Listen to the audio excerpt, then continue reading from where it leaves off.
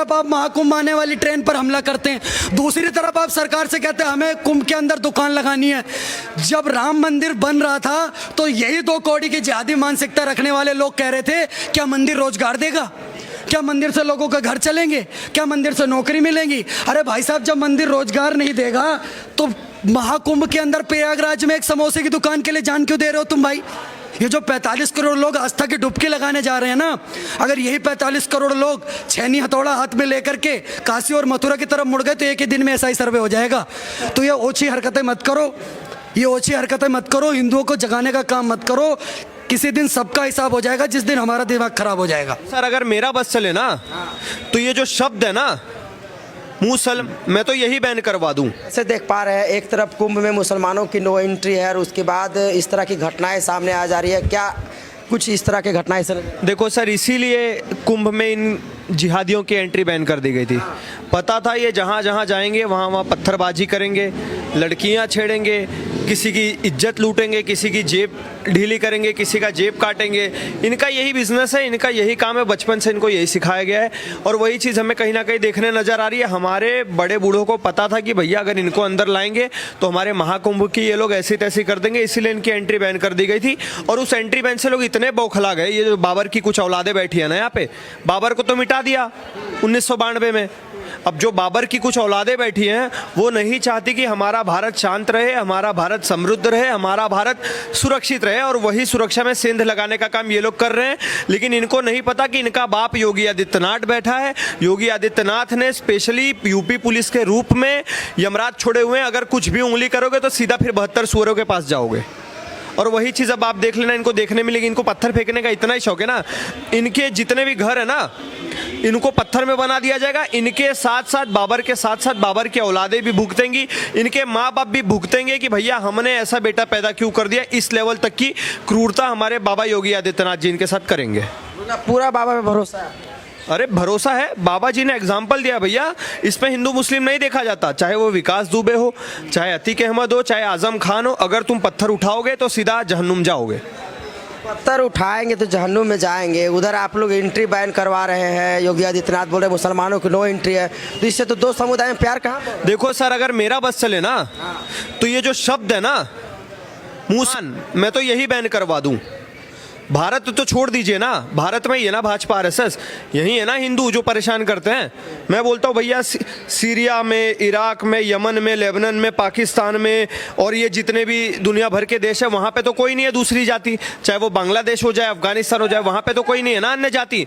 वहाँ पे मुसलमान क्यों आपस में भिड़ रहे हैं? हर आतंकवादी संगठन एक ही मजहब से क्यों बाहर आता है? सर ये सवाल पूछने की जरूरत है। इनकी मानसिकता, इनको बचपन से ट्रेनिंग मिलती है भैया। जो मदरसे बनाए जाते हैं, सबसे बड़ी आतंकवाद पैदा करने की फैक्ट्री वही है।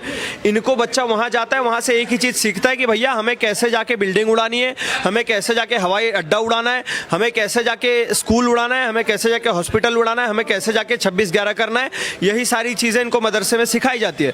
वहां पे विज्ञान, गणित ये सब नहीं सिखाई जाती। कैसे बम बनाना है और कैसे खुद पे वही बम पे, बस यही चीज सिखाई जाती है। मैं योगी आदित्यनाथ जी से कहना चाहूंगा, अभी तो आपने सिर्फ इनके दुकानें बंद करी है, मैं चाहूंगा कि भैया ये पूरा महाकुंभ में इनकी एंट्री तक बैन कर दी जाए। महाकुंभ में एंट्री बैन? महाकुंभ नाम का जो आपने जिला घोषित कर दिया है, पूरे प्रयागराज में इनकी एंट्री बैन कर दो, वरना हमारी बहन बेटियां, हमारे साधु संत थूक सुरक्षित नहीं है। अगर ये बम नहीं फोड़ेंगे, ये पत्थर नहीं चलाएंगे तो थूक से ही हमारे साधु संतों का धर्म भ्रष्ट कर देंगे। आखिरकार इतनी हिम्मत कहाँ से आ जाती है? ये सवाल तो है कि इतना बड़ा पूरा विश्व लेवल पे ये हो रहा है और इस तरह का हरकत कर रहा है। सर हिम्मत नहीं है। आप देखोगे जब दिया बुझने वाला होता है ना तो बहुत फड़फड़ाता है, वही फड़फड़ाहट है इनकी। इनको समझ में आ चुका है कि भैया हमारा पतन शुरू हो चुका है, हम बुझने वाले हैं, और यही बुझने का रीज़न है ये लोग फड़फड़ा रहे हैं। तो भैया आप फड़फड़ा लो 2-4 दिन और, बहुत जल्दी ही योगी आदित्यनाथ जी के नज़र में अगर आप आ गए तो आप बुझ जाओगे। लग रहा है कार्रवाई? हाँ होगा, बिल्कुल होगा। 100 डंके की चोट पे होगा। मुझे तो लगता है यहाँ हम बाइट दे रहे हैं, वहाँ कार्रवाई शुरू हो गई होगी। बाबा जी का बुलडोजर 24/7 काम करता है। अगर तुमने उंगली करी तो तुम्हारे पिछवाड़े में जो पीला शेष नाग है ना, वही घुसेड़ दिया जाएगा। और अभी देखना, जितने लोगों ने पत्थरबाजी करी है ना, वो या तो घर छोड़ के भाग चुके होंगे, और थोड़े दिन बाद अगर आप सुनोगे तो हो सकता है वो दुनिया छोड़ के भी भाग चुके हों। क्या बोलेंगे? देखिए जिस तरह से कुंभ में हो रहा है और ऐसे में ताप्ती से गंगा एक्सप्रेस पर पथराव हो गया है। देखिए, सबसे पहले एक बात पूछना चाहता हूँ, आप महाकुंभ पर आने वाले यात्री, सूरत से एक ट्रेन निकलती है महाराष्ट्र के अंदर, आप उस ट्रेन के ऊपर हमला कर देते हैं। आप देखिए, और हर वक्त B6 या S6 नाम की बोगी को टारगेट क्यों किया जाता है? आपने देखा होगा साबरमती एक्सप्रेस में S6 को जलाया गया था, यहाँ B6 को टारगेट किया गया। तो कहीं ना कहीं लोगों की जिहादी मानसिकता है जो निकल करके सामने आ रही है। साहब, एक तरफ आप महाकुंभ आने वाली ट्रेन पर हमला करते हैं, दूसरी तरफ आप सरकार से कहते हैं हमें कुंभ के अंदर दुकान लगानी है। जब राम मंदिर बन रहा था तो यही 2 कौड़ी की जिहादी मानसिकता रखने वाले लोग कह रहे थे क्या मंदिर रोजगार देगा, क्या मंदिर से लोगों का घर चलेंगे, क्या मंदिर से नौकरी मिलेगी? अरे भाई साहब, जब मंदिर रोजगार नहीं देगा तो महाकुंभ के अंदर प्रयागराज में एक समोसे की दुकान के लिए जान क्यों दे रहे हो तुम भाई? एक जलेबी की दुकान लगाने के लिए क्यों चिक चिक करके चिल्ला रहे हो कि मुझे जलेबी की दुकान लगाने दो प्रयागराज में? मंदिर खाने को थोड़ी दे देगा। यही लोग बोलते थे कि मंदिर खाने को नहीं देगा। अगर जब मंदिर खाने को नहीं देगा तो मुसलमान को प्रयागराज में दुकान क्यों चाहिए भाई साहब? मुझे आप ये बताइए। एक तरफ आप महाकुंभ की ट्रेन के ऊपर पत्थरबाजी करोगे ताप्ती गंगा एक्सप्रेस पे, दूसरी तरफ हिंदू आपको महाकुंभ के अंदर जा करके आपको दुकान लगाने दे। ये तो नहीं होने वाला इस देश के अंदर। भाईचारा कैसे? एक तरफ आप कहोगे कि हिंदू काफिर है, एक तरफ आपके लिए पता नहीं एक किताब है जिसका राइटर का ही नहीं पता, उसके अंदर लिखा हुआ हिंदू काफिर है, और एक तरफ आपको हिंदू के त्योहारों के, हिंदू के पर्वों में जाके दुकान लगानी चाहिए। तो भैया, आपको जब हमारे धर्म का इनसे पूछो कि हमारे धर्म में भाई रोली, चंदन, मूर्तियाँ, पूजा, ये सब कौन सी देवताओं की कैसे होती है, हमारी पूजा पद्धति कैसी है, हम कैसे करते हैं, जब आपसे ये पूछा जाएगा आपको पता नहीं, तो भाई साहब आपको काहे को महाकुंभ में दुकान लगानी है? किस बात पे मरे जा रहे हो कि नहीं भाई साहब एक दुकान दे दो, एक समोसे की दुकान लगाने दो? आपको तो आस्था में विश्वास ही नहीं है। वहाँ तो 140 साल बाद ऐसा समागम मिल रहा है कि हमारा महाकुंभ का पर्व होने जा रहा है इस देश के अंदर। सनातन का गर्व है और हिंदुओं का महापर्व है, हमारा गर्व है महाकुंभ। 45 करोड़ से ज़्यादा लोग इस महाकुंभ में गंगा स्नान के लिए डुबकी लगाने के लिए जा रहे हैं।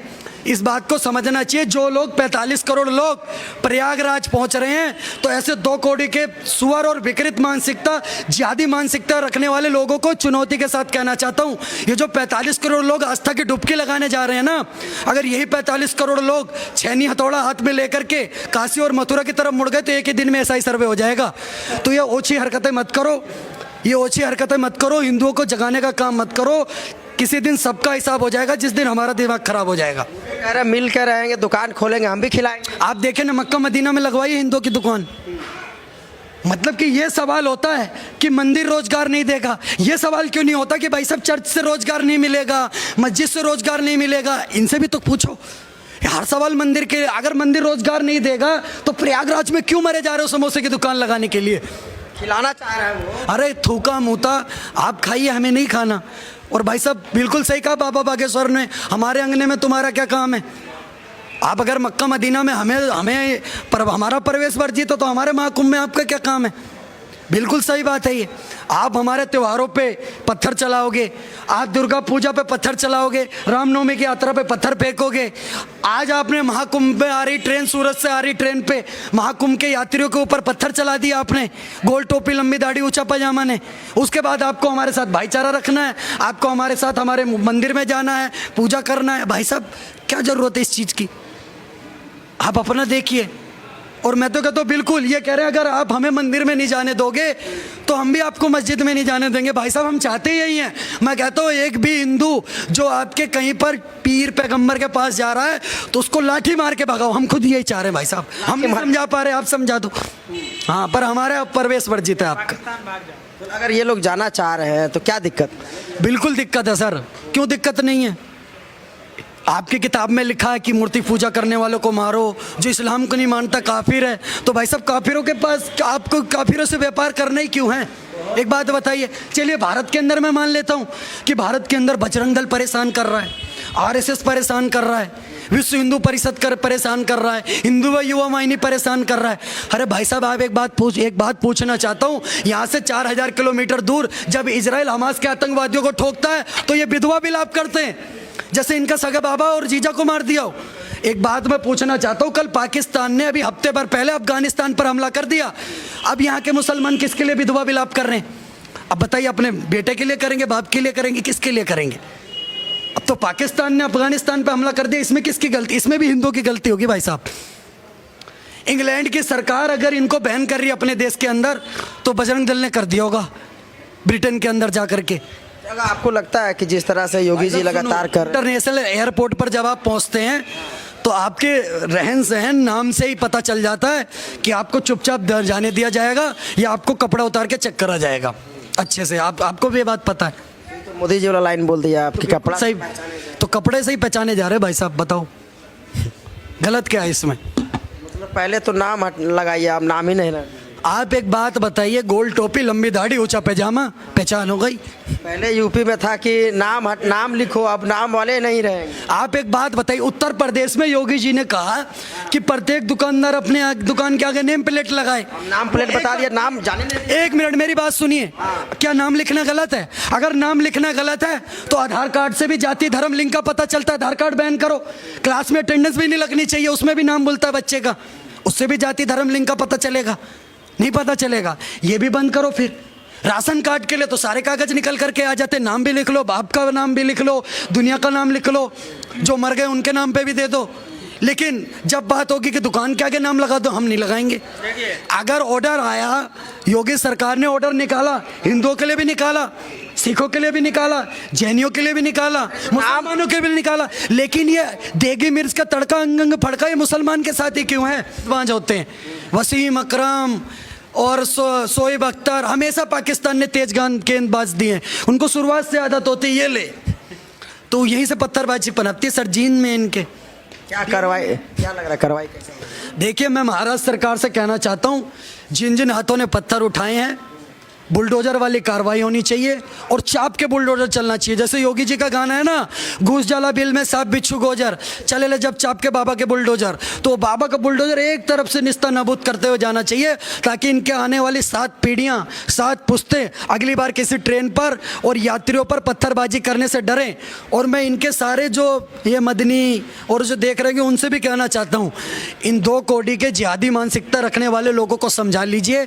नहीं, जितने 45 करोड़ लोग महाकुंभ में आस्था की डुबकी मारने जा रहे हैं, और वहीं से अगर नागा साधुओं को एक आदेश हो गया कि चलो मथुरा, तो सारा सर्वे और भी हो जाएगा एक दिन के अंदर, ज़्यादा टाइम नहीं लगेगा। फैसला ऑन द संभल में क्या था सर? संभल में ऐसा ही सर्वे किसके ऑर्डर पर हो रहा था? कोर्ट के ऑर्डर पर हो रहा था। इनको पता नहीं किस बात की मिर्ची है, कोर्ट को नहीं मानते। एक तरफ कहेंगे जय भीम जय भीम, एक तरफ भाई साहब जब कोर्ट ऑर्डर देगा ऐसा ही सर्वे होता है तो सर्वे नहीं होने देंगे। संभल में भगवान नारायण का हरिहर मंदिर है, ये बात उसी दिन साबित हो गया था जिस दिन सर्वे के दौरान इन लोगों ने हमला कर दिया। क्योंकि आपके मन में चोर था, चोर नहीं होते, तो मैं तो कहता हूँ ये पिटीशन लगाएं। मैं तो कहता हूँ हमारे जितने भी बड़े मंदिर हैं उनके ऊपर ऐसा ही सर्वे करवा लो। आपका है तो ले लो।